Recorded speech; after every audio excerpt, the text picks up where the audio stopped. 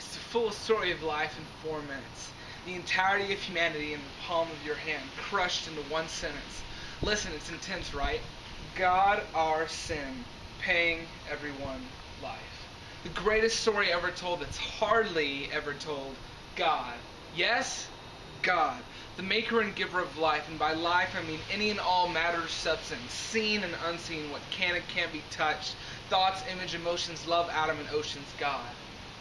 All of it is His handiwork, one of which is His masterpiece, made so uniquely that angels look curiously, the one thing in creation that was made with His imagery, a concept so cold, it's the reason I say bold, how God breathed into man and he became a living soul, formed with the intent of becoming intimately fond, creator and creation held in eternal bond. And it was placed in perfect paradise until something went wrong. Our species got deceived and started lusting for His job and all lists of complaints, as if the system ain't working, and He used the breath God graciously gave us to curse Him.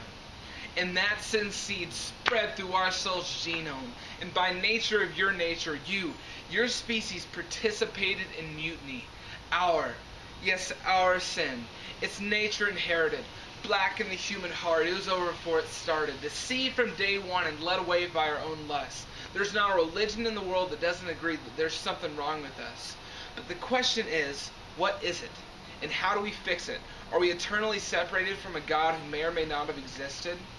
But that's another subject. Let's keep grinding. Besides, trying to prove God is like defending a lion. It doesn't need your help. Just unlock the cage. Let's move on how our debt can be paid. Short and sweet. The problem is sin. Yes, sin. It's a cancer, an asthma, choking out our life with the force of separation from a perfect and holy God, and the only way to get back perfection. But silly us, trying to pass through the course of life without referring to a syllabus. This is us. Heap up your good deeds, chant, pray, meditate, but all of that, of course, is like spraying perfume on a corpse. I mean, you can ignore it as if something doesn't stink. It's like stepping in dog poop and refusing to wipe your shoe, but all of that ends with, how good is good enough? Take your silly list of good deeds and line them up to perfection. Good luck. That's life past your pay grade. The cost of your soul, you don't have enough piggy banks. But you can give it a shot. But I suggest that you throw away the mess, because even your good acts are an extension of your selfishness. But here's where it gets interesting. I hope you're closely listening. Please don't get it twisted. It's what makes our faith unique. Here's what God says as part A of the gospel. You can't fix yourself. Quit trying. It's impossible. Sin brings death. Give God His breath back. You owe Him. Eternally separated, the only way to fix it is for someone to die in your place. And that someone's got to be perfect, or the payment ain't permanent. So if and when you find a perfect person and get him or her to willingly trade their perfection for your sin and death clearly, since the only perfect person is God, God sent Himself as Jesus to pay the cost for us. His righteousness, His death, functions as payment. Yes, payment.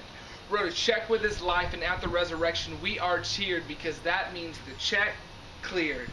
Pierced feet, pierced hands, blood-stained Son of Man, fullness, forgiveness, passage into the promised land. And that's that same breath that God breathed into us, God gave up to redeem us. And anyone and everyone, by everyone I mean everyone, everyone who puts their trust in Him and Him alone can stand in full confidence of God's forgiveness.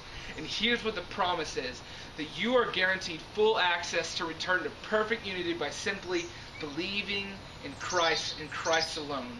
You are receiving life. Yes, life. This is the gospel.